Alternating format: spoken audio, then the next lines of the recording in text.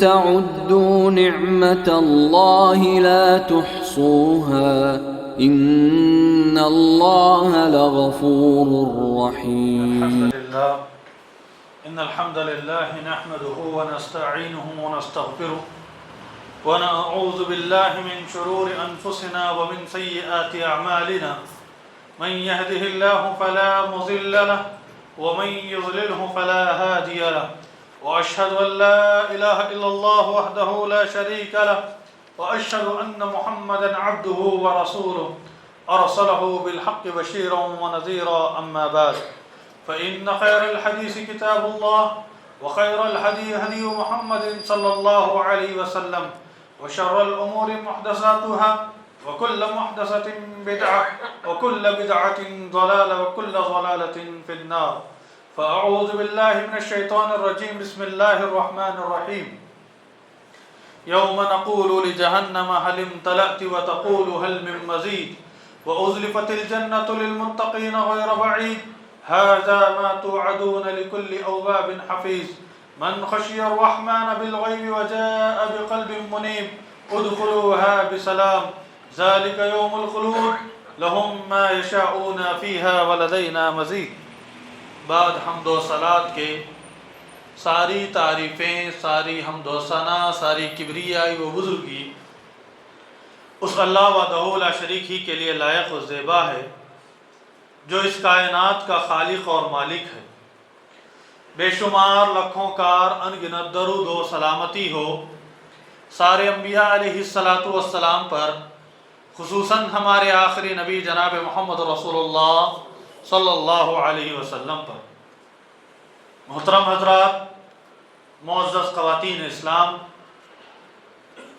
اللہ رب العزت کی ہم پر بے شمار نعمتیں ہیں اور اللہ رب العالمین نے ہمارے لیے ایسی ایسی نعمتیں رکھی ہیں جس نعمت کا اگر ہم شکر ادا کرنا چاہیں تو بھی ادا نہیں کر سکتے.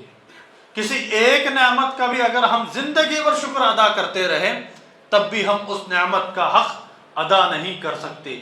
ایسی نعمتیں اللہ رب العالمین نے ہم انسانوں کو بے شمار عطا کر کے رکھی ہیں اور ان میں سے ایک نعمت ہے وقت بھی.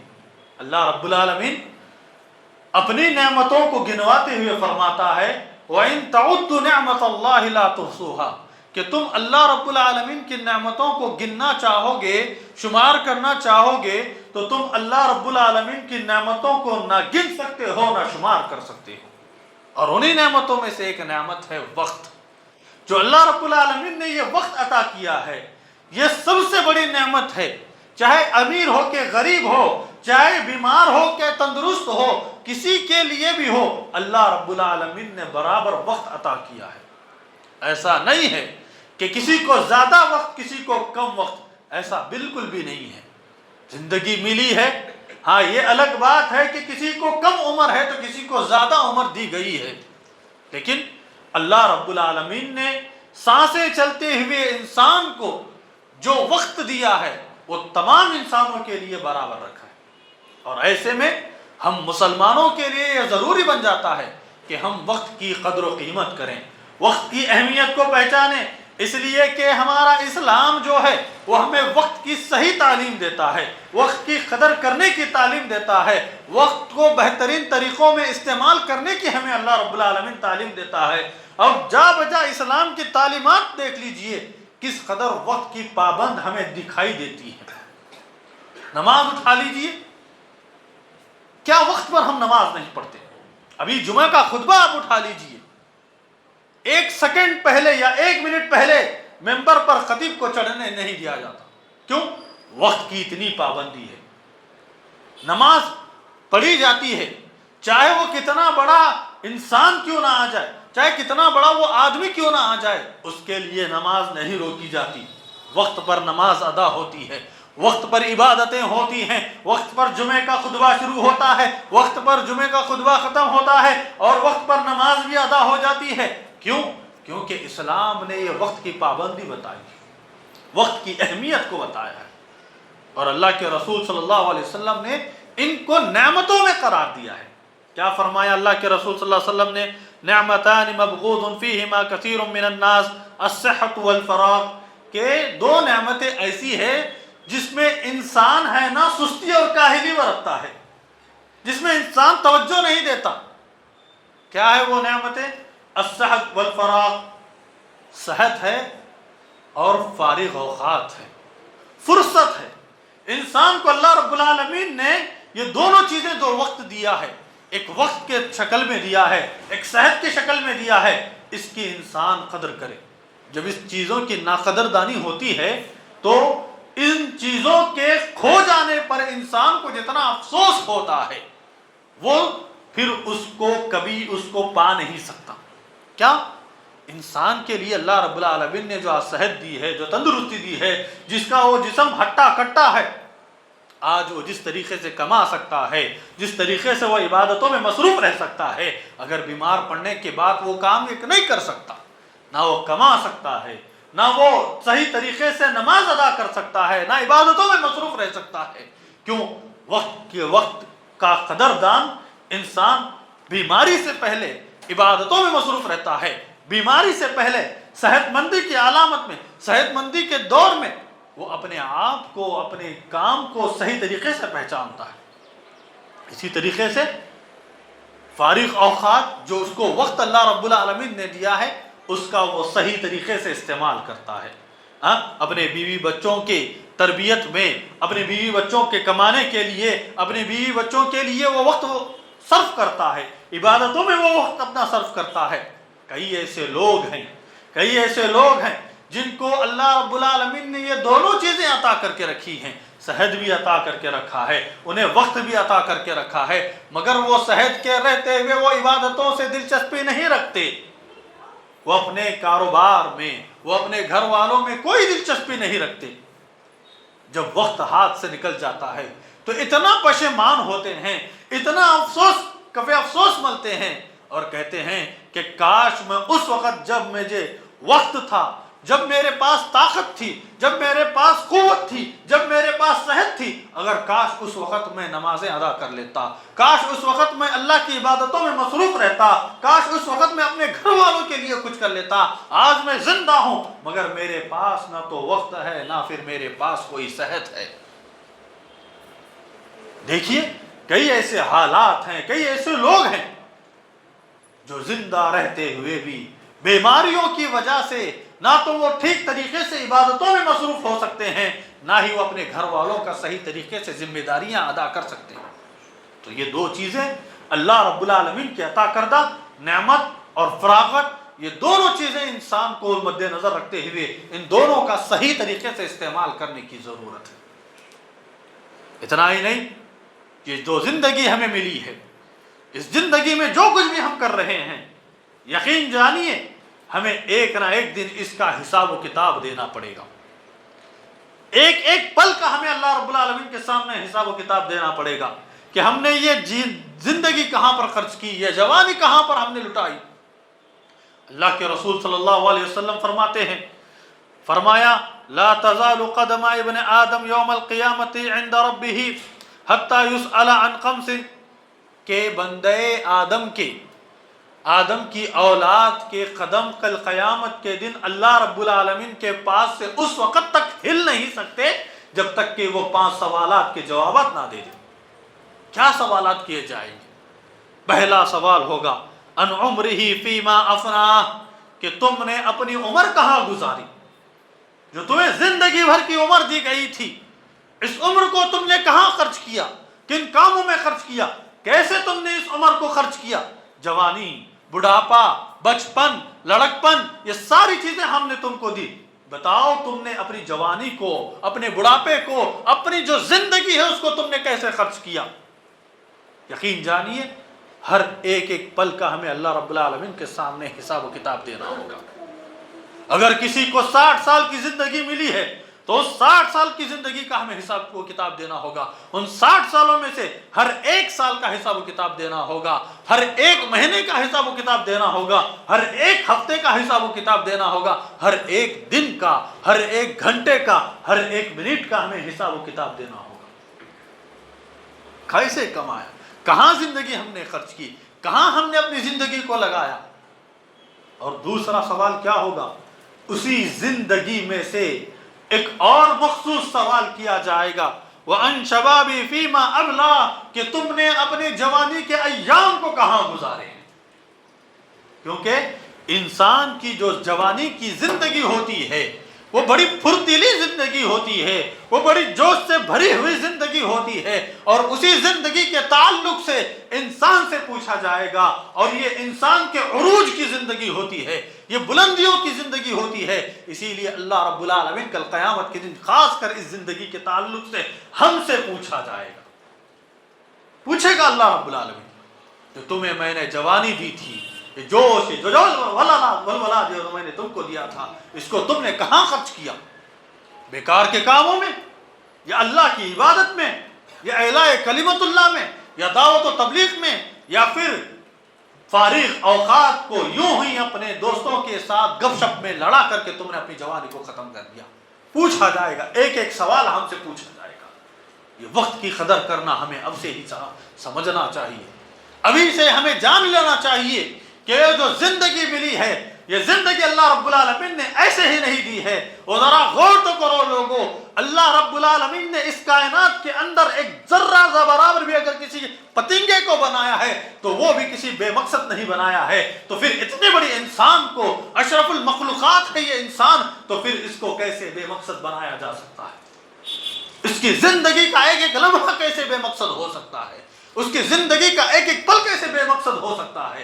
ہرگز نہیں۔ اللہ رب العالمین نے ہر چیز کو با مقصد تحت کی وجہ سے بنایا ہے۔ اگر انسان کو کسی کے گھر میں پیدا کیا ہے تو وہاں پر بھی ایک مقصد رکھا ہے اللہ رب العالمین نے۔ اگر کسی انسان کو کسی اور کاروبار میں اس کو لگا دیا ہے تو وہاں پر بھی اللہ رب العالمین نے اس کے لیے کوئی اور مقصد رکھا ہے۔ اور انسان کو اللہ رب العالمین نے کوئی لمبی عمر دی ہے تو اس میں بھی اللہ رب العالمین نے اس کو کوئی مقصد کے تحت رکھا ہے۔ زندگی کا ہر ہر لمحہ، ہر ہر پل ایک مقصد کے تحت ہے، اور ہم بغیر مقصد کی زندگی گزاریں اور اپنے وقت کو یوں ہی بیکار میں خرچ کرتے رہیں تو اس تعلق سے اللہ رب العالمین ہم سے پوچھے گا، ہم سے سوال کرے گا کہ تم نے اپنی عمر کو کہاں ضائع کر دیا ہے۔ اور اللہ رب العالمین تیسرا سوال وہ پوچھے گا، وَمَالُهُ أَيْنَ اكْتَسَبَهُ، کہ تم نے مال کہاں سے کمایا۔ چوتھا سوال یہ پوچھا جائے گا کہ تم نے مال کہاں پر خرچ کیا۔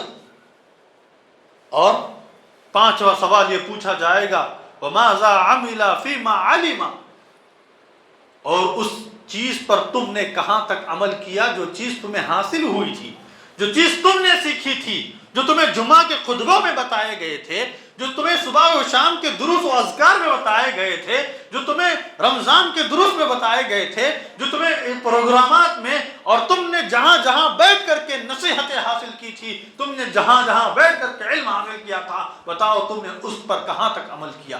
یہ مجھ سے اور آپ سے بھی پوچھا جائے گا، ہر ایک سے سوال ہوگا۔ اس تعلق سے جب تک انسان سوالات کے جوابات نہیں دیتا تب تک انسان کے قدم اس جگہ سے ہلیں گے بھی نہیں۔ بتاؤ کیا عالم ہوگا؟ ایک ایک حصے کا ہمیں جواب دینا ہوگا۔ اگر ہم سے ہمارے کاروباری مسئلے میں کوئی ہم سے حسابات و کتابات پوچھ لے تو ہمارے پسینے چھوٹ جاتے ہیں، تو پھر یہ زندگی جو اللہ رب العالمین نے ہمیں دی ہے، ایک ایک زندگی میں کئی کئی نعمتیں اللہ رب العالمین نے ہمیں رکھی ہیں، اور ان نعمتوں کے تعلق سے ایک ایک کر کے اللہ رب العالمین ہم سے جب پوچھے گا تو ہمارا کیا جواب ہوگا؟ تو وقت کی قدر کرنا ہمیں ضروری ہے۔ اور کیا فائدہ اس وقت جب انسان اس کی وقت، اس کا زندگی میں رہتے ہوئے وقت کی ناقدری کرنا، اور جب اس کی موت کا وقت قریب آ رہا ہوتا ہے اور وہ اس کو اس وقت اس کی وقت کا اہمیت کا اندازہ ہو جاتا ہے تو پھر اس وقت کوئی فائدہ نہیں، بس آرزو رہ جاتی ہے، آرزو رہ جاتی ہے انسان کی۔ اور اللہ رب العالمین نے اس آرزو کو بھی کس طریقے سے کھینچا ہے ذرا غور سے سنیے۔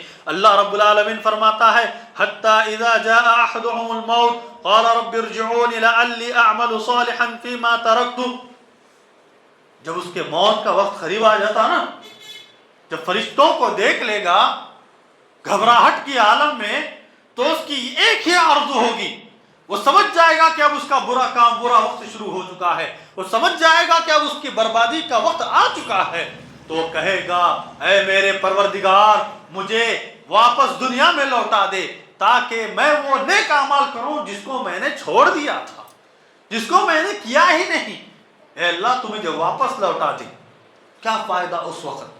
ہمارا یہی تو حال ہے، ہم مسلمانوں کا یہی تو حال ہے۔ اب ایک وہ مسلمان تھے جنہوں نے وقت کی ایسی قدر و قیمت کی، ایسی قدر و قیمت کی کہ وہ دنیا کے امام بن کر کے زندگی گزارنے لگے، اور آج ہم نے وقت کی ناقدری کی تو دنیا نے ہم کو اپنا غلام بنا لیا ہے۔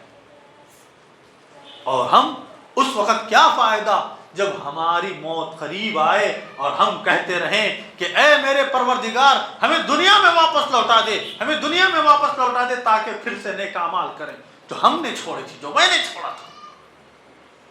اور اللہ رب العالمین کہتا ہے کہ پہلے سے نیک اعمال کر لو، ابھی جتنا نمازیں پڑھنا ہے پڑھ لو، جتنے صدقات خیرات عطیات دینا ہے دے دو، یہ مال تمہارے ساتھ آنے والا نہیں ہے، یہ دولت تمہارے ساتھ جانے والی نہیں ہے۔ اور اللہ رب العالمین نے اس کا بھی نقشہ کھینچتے ہوئے فرمایا وَأَنفِقُوا مِمَّا رَزَقْنَاكُم مِّن قَبْلِ أَن يَأْتِيَ أَحَدَكُمُ الْمَوْتُ فَيَقُولَ رَبِّ لَوْلَا أَخَّرْتَنِي إِلَىٰ أَجَلٍ قَرِيبٍ فَأَصَّدَّقَ وَأَكُن مِّنَ الصَّالِحِينَ۔ یہ کیونکہ اللہ رب العالمین فرماتا ہے اے میرے بندو جس میں نے تم کو جو رزق عطا کیا ہے اس میں سے تم خرچ کرو۔ کیوں؟ کہیں ایسا نہ ہو کہ جب تمہارے کسی کے پاس موت کا فرشتہ آ جائے، کسی کے موت کا وقت قریب آ جائے اور تم اس وقت کہنے لگو کہ اے اللہ میرے اس وقت کو تھوڑا اور تاخیر کر دے، مجھے موت دینے سے تھوڑا اور تاخیر کر دے تاکہ میں پھر سے صدقہ و خیرات کروں، پھر سے میں اللہ کے راستے میں دوں، تیرے راستے میں میں اپنی ساری دھن دولت لٹا دوں تاکہ میں نیک لوگوں میں سے شامل ہو جاؤں۔ کیا فائدہ ہے اس وقت جب اللہ رب العالمین ہمیں کوئی موقع دینے والا نہیں؟ یہ جو زندگی ملی ہے ہمیں غنیمت جاننا چاہیے، یہ جو وقت ملا ہے ہمیں اس کو صحیح طریقے سے استعمال کرنے کی ضرورت ہے۔ اور انسان اس قدر غفلت میں مبتلا ہے کہ قیامت قریب ہے پھر بھی انسان غفلت میں ڈوبا ہوا ہے۔ اقترب للناس حسابهم وهم فی غفلۃ معرضون، کہ لوگوں کا حساب کا وقت قریب ہے۔ کیسا قریب ہے؟ ہم کو نہیں معلوم کہ ہماری موت کب آئے گی، لیکن جیسے ہی موت آ گئی ہماری حساب کا وقت شروع ہو جائے گا۔ اقترب للناس حسابهم وهم فی غفلۃ معرضون، لوگوں کے حساب کا وقت قریب ہے اور وہ غفلت میں مبتلا ہے، تو لہٰذا ہمیں وقت کی قدر کرنے کی ضرورت ہے۔ اور امام ابن قیم رحمۃ اللہ علیہ فرماتے ہیں اضاعۃ الوقت اشد من الموت لان اضاعۃ الوقت تقطعك عن اللہ وعن دار الآخرہ، کہ وقت کا ضائع کرنا یہ موت سے بھی بدتر ہے، موت سے بھی برا ہے، موت سے بھی خطرناک ہے، اس لیے کہ جب وقت کو بیکاری میں لگایا جاتا ہے، فضول خرچی میں وقت کو برباد کر دیا جاتا ہے، تو یہ اللہ کے ذکر سے دور کر دیتا ہے، آخرت کی فکر سے دور کر دیتا ہے۔ موت تو صرف آپ کو دنیا اور دنیا والوں سے دور کر دیتی ہے، اس لیے یہ موت سے بھی بدتر ہے۔ اور یہ بعض سلف نے یہاں تک کہہ دیا، فرمایا من علامات المقیت اضاعۃ الوقت، کہ اللہ تبارک و تعالیٰ کو ناراض کرنے کے سبب میں سے ایک سبب یہ بھی ہے کہ وقت کو بیکار کیا جائے، وقت کو بیکار کیا جائے اللہ رب العالمین کو ناراض کرنے میں سے۔ اور دیکھیے ذرا ہم کتنا وقت برباد نہیں کرتے، ہمارا وقت ایسے ہی یوں ہی ضائع ہو جاتا ہے، اور خاص کر اس وقت جب ہمارے ہاتھوں میں موبائل ہو تو ہمیں پتہ ہی نہیں چلتا کہ ہمارا اپنا وقت گھنٹوں گھنٹوں اس ریل کے دیکھنے میں صرف ہو جاتا ہے، ہمیں اس چیز کا بھی اندازہ نہیں رہتا کہ ہماری عبادتیں کب ہم سے چھوٹ گئی، ہماری اپنی ذمہ داریاں کب ہم سے رخصت ہو گئی، اور ہمارے اپنے ضروری کام کب ہمارے پینڈنگ پڑ گئے، یہ ہمیں اندازہ تک بھی نہیں ہوتا۔ یوں ہی دھرے کے دھرے رہ جاتے ہیں ہمارے سارے کام، اور ہم غفلتی اور سستی کا شکار بن جاتے ہیں، ہم پر غفلت طاری ہو جاتی ہے، سستی اور کاہلی طاری ہو جاتی ہے، اور اسی موبائل نے ہمارے وقت کو مکمل طریقے سے کھا چکا ہے، اور ہمیں وقت کا کوئی اندازہ نہیں ہے۔ اگر میں ہمارے اسلاف کرام کے وقت کا تذکرہ کروں کہ ہمارے اسلاف کرام کس قدر وقت کی اہمیت کو پہچانتے تھے، وقت کی ضرورتوں کو پہچانتے تھے، کہ سلف میں سے ایک سلف آتے ہیں جو علم حدیث کو لکھا کرتے تھے، پڑھا کرتے تھے، وہ اس قدر اپنے آپ کو پڑھنے میں مصروف رکھتے تھے، اس قدر پڑھنے میں مصروف رکھتے تھے کہ جب کھانا کھانا ہوتا تو روٹی نہیں کھاتے تھے، روٹی کو چبانے میں زیادہ وقت صرف ہوتا ہے، کھانا کھانے میں بہت کم وقت صرف ہوتا ہے، اس لیے فوراً سے کھانا کھا لیتے تھے اور لکھنے پڑھنے میں مصروف ہو جاتے تھے، پھر عبادتوں میں مصروف ہو جاتے تھے۔ اس قدر وقت کی بچاؤ کرتے تھے، اس قدر وقت کی اہمیت کو وہ لوگ جانتے تھے۔ اور ذرا آپ کو معلوم ہے کہ امام مسلم رحمۃ اللہ علیہ، جو ہم صحیح مسلم کی کتاب پڑھتے ہیں، کیسے ان کا انتقال ہوا؟ رات کے وقت میں عشاء کی نماز کے بعد کسی نے ان سے ایک مسئلہ دریافت کر لیا تو کہنے لگے کہ میں اس کو کتابوں میں دیکھ کر کے بتاؤں گا۔ گھر آئے، کتابیں بکھری پڑی ہوئی تھی، کتاب کھولتے گئے، مسئلہ معلوم کرتے گئے، فلاں کتاب کھولی، فلاں کتاب کھولی، اور جب کتاب کھول کھول کر پڑھنے لگے تو ان کی اہلیہ ان کے پاس آئی اور کہنے لگی کہ فلاں آپ کے دوست نے یہ آپ کو کھجور کی ٹوکری کا ہدیہ دیا ہے، یہ لیجئے۔ اور وہ مطالعے میں مصروف، مطالعے میں مشغول، اس قدر مشغول، اس قدر مصروف کہ ایک ایک کھجور لیتے گئے، کھاتے گئے، ایک ایک کھجور لیتے گئے، کھاتے گئے۔ انہیں اندازہ تک بھی نہیں تھا کہ وہ گٹلی تھوک رہے ہیں یا بھی نہیں، ساری گٹلیاں کھجور کے ساتھ کھا لی۔ پیٹ میں درد اور مروڑ شروع ہو گئے اور اسی میں ان کا انتقال ہو گیا۔ اس قدر وقت کی قدر کرنے والے، اس قدر وقت کی اہمیت کو جاننے والے ہمارے اسلاف نے اتنی قربانیاں دی، اتنا وقت کا انہوں نے قدر کیا، اسی لیے آج ہم آرام سے بیٹھ کر کے علم حدیث حاصل کر پا رہے ہیں، ہم حدیثوں کو صحیح طریقے سے پڑھ پا رہے ہیں۔ آج ہمارے پاس کوئی بھی حدیث چاہیے ہم فوراً تلاش کر سکتے ہیں۔ اگر ہمارے اسلاف کی زندگیوں کو دیکھا جائے تو وہ ایک ایک حدیث کا حاصل کرنے کے لیے پیدل ہزاروں کلومیٹر دور سفر طے کیا کرتے تھے، صرف ایک حدیث حاصل کرنے کے لیے۔ آج آپ اپنے فون میں ذرا کلک کیجئے، ہزاروں کی احادیث آپ کے سامنے پڑھنے کے لیے موجود ہوگی، لیکن ہمارے پاس ان چیزوں کے لیے وقت ہی نہیں ہے، دین حاصل کرنے کے لیے وقت نہیں ہے، عبادتوں میں وقت نہیں ہے، اولاد کی تربیت میں ہمارے لیے وقت نہیں ہے، تو پھر ہمارا اپنا کیا وجود ہے، ہماری اپنی زندگیاں کیا ہے کہ ہم نے دینی لحاظ سے بھی اپنے آپ کو ناکارہ بنا لیا ہے، دنیاوی لحاظ سے بھی ہم نے اپنے آپ کو ناکارہ بنا لیا ہے، تو پھر ہمارا زندگی کا مقصد کیا ہے؟ صبح ہوتی ہے، شام ہوتی ہے، زندگی یوں ہی تمام ہوتی ہے، بس آئے 2-3-4 دن زندگی گزار لیے اور ختم ہو گئے۔ کیا اسلام ہمیں اس چیز کی تعلیم دیتا ہے؟ کیا اسلام ہمیں یہ چیز کی تعلیم دیتا ہے؟ اسلام ہمیں خدمت خلق کی تعلیم دیتا ہے، اسلام ہمیں وہ وقت کی اہمیت کی تعلیم دیتا ہے کہ وقت کے رہتے ہوئے تم اپنے وقت کو عبادتوں میں مصروف رکھو، تم اپنے وقت کو قوم کی خدمت میں مصروف رکھو، تم اپنے وقت کو اعلاء کلمت اللہ، دعوت و تبلیغ کے کاموں میں مصروف رکھو۔ ذرا میں اور آپ غور کر کے دیکھیں کہ ہمارے اندر اعمال کے حساب سے کہاں تک ہمارے اندر بڑھوتری ہوئی ہے۔ وہی ہمارا ٹائم ملا نماز پڑھ لیے، ٹائم نہیں ملا نماز چھوڑ دیے، کبھی ہم نے صبح شام کے اذکار پڑھے ہیں، کبھی ہم نے پیر و جمعرات کا روزہ رکھا ہے، کبھی ہم نے کچھ اور کام کیا ہے۔ عبادتیں کرنے کے لیے، نیک کام کرنے کے لیے، ذکر و اذکار میں مشغول رہنے کے لیے اتنے ذکر و اذکار اللہ کے رسول صلی اللہ علیہ وسلم نے بتائے ہیں، اگر ان ذکر و اذکار کو انسان پابندی کے ساتھ پڑھنے لگے تو کوئی ایک لمحہ بھی اس کا خالی وقت نہیں جائے گا، کوئی لمحہ ایک خالی وقت نہیں جائے گا اس کا۔ تو پھر بتاؤ ہم کس قدر اپنی بیکار وقتی میں زندگی گزار رہے ہیں۔ یہ جو نیا سال شروع ہوا ہے، ہم لوگ اس میں بعض لوگ تو ایسے ہیں کہ نیا سال ہو گیا ہے، مبارکبادی دیتے ہیں، لوگوں کے ساتھ خوشیاں مناتے ہیں۔ کس چیز کی خوشی منائی جائے؟ نیا سال آ گیا ہے اس کے لیے؟ کیا ایک سال ہم سے جو گزر گیا ہم نے اس کے اندر کچھ بھی نہیں کیا اس کے لیے؟ یا پھر ہماری زندگی کے ایک اینٹ گر گئی اس کے لیے؟ ہماری جو زندگی تھی، ہماری جو عمر تھی، اس عمر میں سے ہمارا ایک اور سال گھٹ گیا ہے، اس کے لیے ہم سمجھتے ہیں کہ ہماری عمر بڑھ رہی ہے۔ نہیں، ہماری عمر گھٹ رہی ہے۔ ہم جس قدر موت کے قریب جا رہے ہیں اسی قدر ہماری عمر کی لائف کم ہوتی جا رہی ہے۔ تو پھر ہم کیسے سمجھ سکتے ہیں کہ ہماری عمر بڑھ رہی ہے؟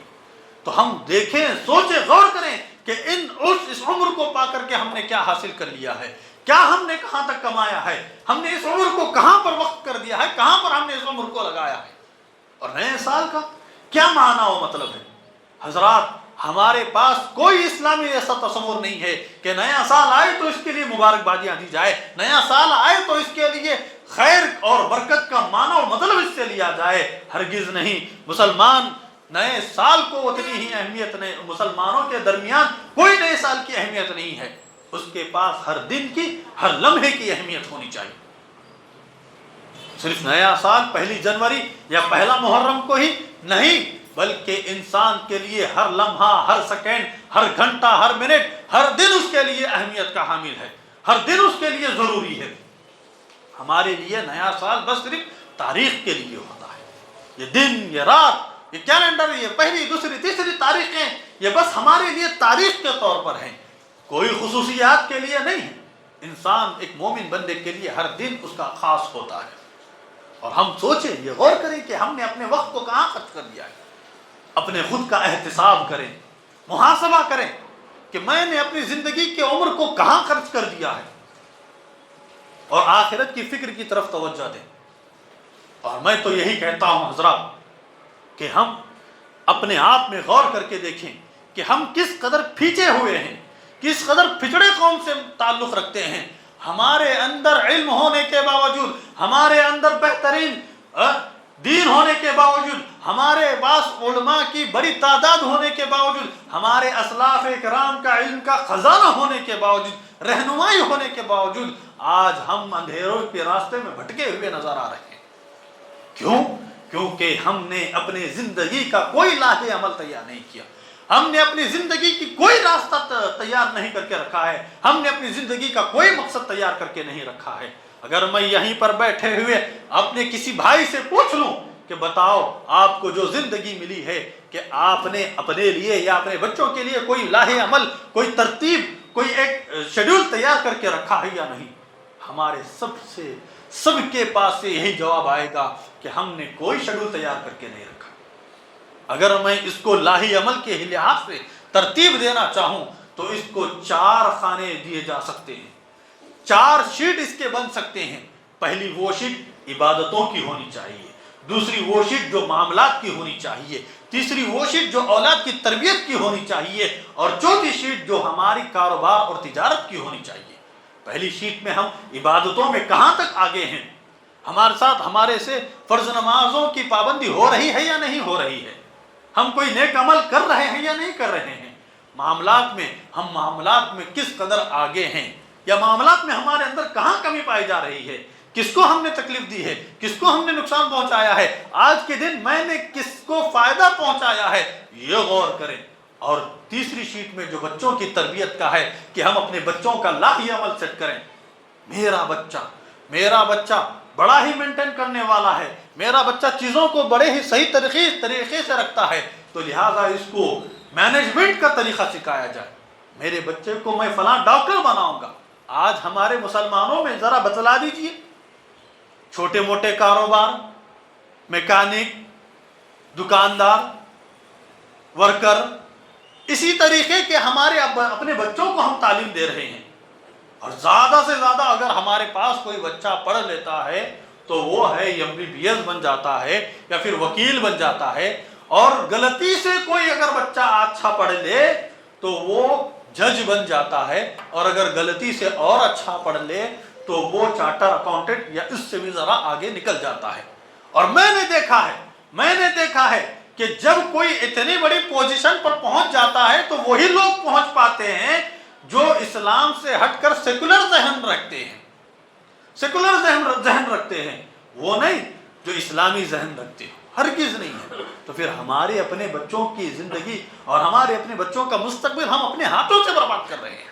ہم اپنے بچوں کے مستقبل کو تیار کریں کہ آج میرا بیٹا پیدا ہوا ہے تو میں اپنے بیٹے کے لیے یہ کام کروں گا، اس کے 5ویں سال تک میں اس کو یہاں تک اس کو تعلیم دوں گا، یہاں تک اس کی تربیت کروں گا، 8ویں 9ویں سال تک میں اس کو حافظ قرآن بناؤں گا، 10ویں 12ویں سال تک اس کو، 15ویں سال تک میں اس کو 10th کی ڈگری کراؤں گا اور اس کے بعد میں اس کو فلاں کالج میں دلاؤں گا، فلاں ڈگری کراؤں گا، فلاں پوسٹ اس کو دلانے کی میں کوشش کروں گا۔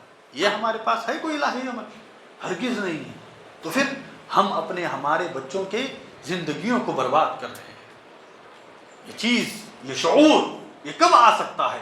جب ہم اپنے آپ کی قدر کریں، جب ہم وقت کی قدر کریں۔ تو میں یہی آپ تمام لوگوں سے گزارش کروں گا کہ اللہ رب العالمین سے دعا ہے کہ اللہ رب العالمین ہم تمام کو وقت کی قدر کرنے، وقت کا صحیح استعمال کرنے اور وقت کو صحیح ترتیب کے ساتھ اس کو استعمال کرنے کی توفیق عطا فرمائے۔ آمین۔ وآخر الدعوانا ان الحمد للہ رب العالمین۔